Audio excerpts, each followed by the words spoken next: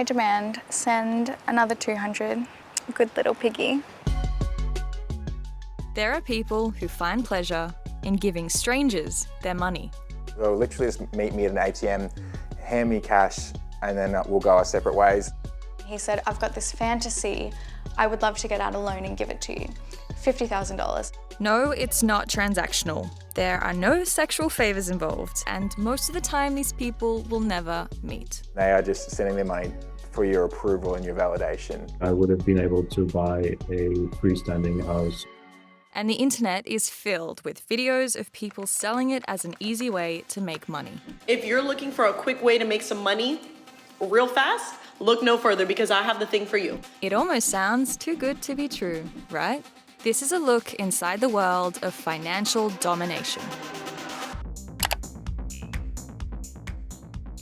So I actually bought this car as a birthday present to myself. I won't say the exact amount, but from Findomme alone, I do make 5 figures a month, yeah. So right now we're going to the ATM because one of my pay pigs wants to do a cardless cash transaction. So that is when they will send me some bank codes. I'll go to whatever bank ATM they're with and then put in the codes and pick up however much money that they are giving me. We do a fun little thing. If he doesn't make a certain weight loss by the end of an agreed upon time, I cut his allowance down. I'm waiting outside the ATM. Hurry up and be a good little pay piggy and send me the code so I can drain all of your money. Ooh, they just came through. I can't wait to spend your money while you're at work all day. Okay, 300, all right. Happy to send more if you need. Should we say more or is 300 okay? I demand send another 200. Good little piggy. All right, we're G to G.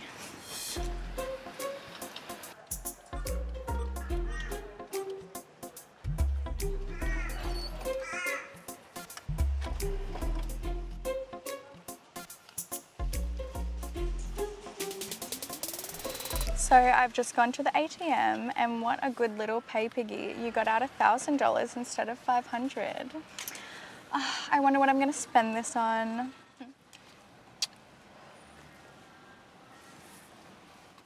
This guy always will tell me an amount and then he'll give me a little bit more, which is fun. So he's just replied to the video that I sent. He said, I'm so worked up, I'm gonna love that. And then, yeah, he just said, can't wait to do it again, so. Okay. Minky lives on the Gold Coast, is studying psychology, and over the last 2 years has been a financial dominatrix. My longest sub that I've had, and we've got a great relationship. He came to me and he said, oh, I've got this fantasy. I would love to get out a loan and give it to you. $50,000. And I was like, let's lower that right down because I want to keep our relationship going. And I could see that he could comfortably pay off $25,000. In my head, I was like, yeah, all right, you're probably not going to do this. And did he just give you the full 25? Yes, yes. Minky built an online following as an adult content creator. Now, men on the internet seek her out to financially serve her. And no, I know what you're thinking, there is no sex involved. His kink is the struggle to feel like, oh, I'm working so hard and I'm just giving it all to a woman. He's one of my favorite subscribers because he pays a lot of money. So for someone who doesn't know what Findomme is, Findomme, or financial domination, is basically a power play kink where the man finds pleasure in handing over his finances to a woman. the people who are willingly and consensually handing over their money are the submissives. Sometimes they go by pay pig, and most of the time they're men. So I've got access to his bank account and I've got his card in my Apple Pay. At first, I was shocked. I hope there's not girls out there that are just going in and taking everything. But now it's just another day at work for me, yeah. Hey girl! Hello, how are you? Good. People are like, why would someone give away money? But what's more powerful than money? Nothing. Some guys really like to be bullied and degraded. I'll maybe take a video and say, "You're so fat and disgusting. Oh my God." Of course, I would never say that without them asking me to. Everyone's like, Some guys just like to see the girl live a lavish lifestyle. They'll say, "Show me all the bags," and laugh at me. Minky has never met any of these men, and some of them have been sending her money and gifts for years. The sexual part actually takes place after. They will go and have some fun with the memory of what we've done. I'm really excited to take your money. I do have subs that I'm just allowed to transfer myself money. I have got subs that are like, "Here are my bank details," and we will discuss a weekly allowance that they will get, and they will give me the rest. If you do something naughty or bad, I'll make that allowance smaller and smaller. They love to be like, "Oh my God, I've got nothing left because I've given it all to this beautiful girl," whoever that may be. And to guarantee that Minky actually gets the money, some guys will set up their own blackmail. I've been like, "All right, well, why don't we do some nudes? And then I'll just have photos of you." They've been like, "Well, here's the contact of my parents. If I stop giving you money, send these nudes to my parents." If I was going to send a voice note to somebody that really liked to be bullied and degraded about their appearance, I would ask for a photo of them just so I could see what we're working with. So I'm just zooming in on the photo that you sent me. This is pathetic. And with that face, no wonder you're a virgin. Rent is due. It's time to pay your taxes, you little pay piggies. While financial submissives are usually men, not all dominants are women. You do get a lot of time wasters in this field. I'd say 80 to 90% are time wasters. So you get people reaching out to you, pretty much just wanting your attention, sort of pledging that they're going to send you all this money, and the reality is they don't. They just want to talk to you. That's like a little bit of the game as well. Like, the more that you send me, the more attention you get. Kyron works in the sex industry. He never really thought about doing financial domination until a couple of men reached out and asked if they could give him money. This person in particular sends between $20 to $50, probably once or twice a week. They're quite regular. They'd rather give me the money than go out with their friends, so they'll be like, "I'd much rather serve you, sir." That's probably a pretty common theme amongst them, is they're depriving themselves to better my life, which is a pretty cool perk of the job, I think. Beta boy tax due. I probably make $500 to $600 a week from Findomme. It's obviously not enough to live off, but it's a nice supplement to my other channels of income. Yeah, I guess you get a little bit of imposter syndrome and thinking, what value are you providing here? People are sending you money and not initially really wanting any service in return. It's more about the emotional side of things. A lot of my subs are mostly the homosexual men. I think there's like a sense of internalized homophobia. So I'm quite a large person, but maybe I'm like generically attractive to some people. There definitely is an aspect of sort of fetishizing that I'm a straight man, and whether I look like their bully in high school or something, I don't know. I guess they get some sort of pleasure in that, maybe shame perhaps. It's a hard thing to navigate, not wanting to cross a line, like, while at the same time something they want to do. And I've got to really make sure that I'm not making the situation worse internally for them.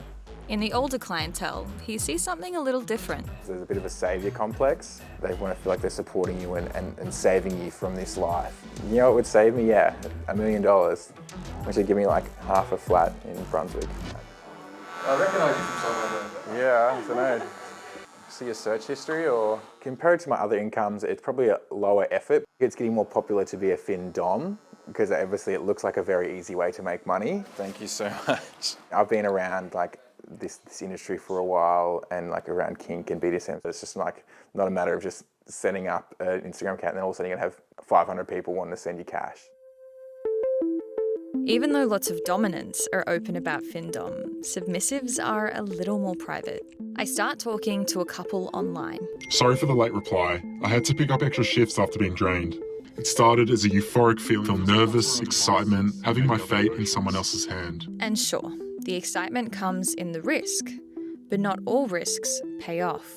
A lot of people just don't want to verify it's them when asked. But those scammers got me a few times at the beginning and definitely made me look like a bit of a fool.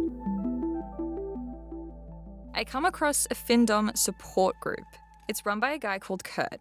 For 10 years, he was addicted to sending money to women online. For me, the transfer of money was always, it was like a sacrifice. It is like temporarily not existing. It's just to escape. There were years where Kurt sent money every single day, until eventually he was bankrupt and his relationship had broken down. It had gotten to the point where I had multiple loans, credit card debt, basically declared bankrupt. What I've spent over years, I would have been able to buy a freestanding house and 2 really good cars for that kind of money. Kurt has now seen the evolution of Findom over 15 years. He says it's pretty obvious why it's become more popular. You get a very big chance that the primary motivation is money and not the interest in the kink. The commercial incentive has grown. Some dominants have even targeted people in online support groups where they're looking for help with their addiction. It becomes interesting for DOMs to pull someone's recovery into a Findom play and obstruct that recovery. Over time, the most worrying one for me is that addiction itself has become a fetish. Dr. Sarah Ashton is a psychologist and sex therapist who specializes in kink. Is there anything in particular that surprises you about Findom? No.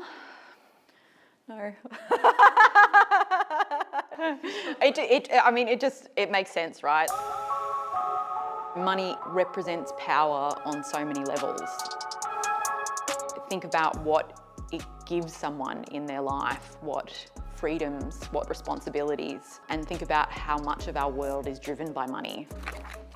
Over the past few years, she's seen more people than ever before who are coming in and talking about Findom.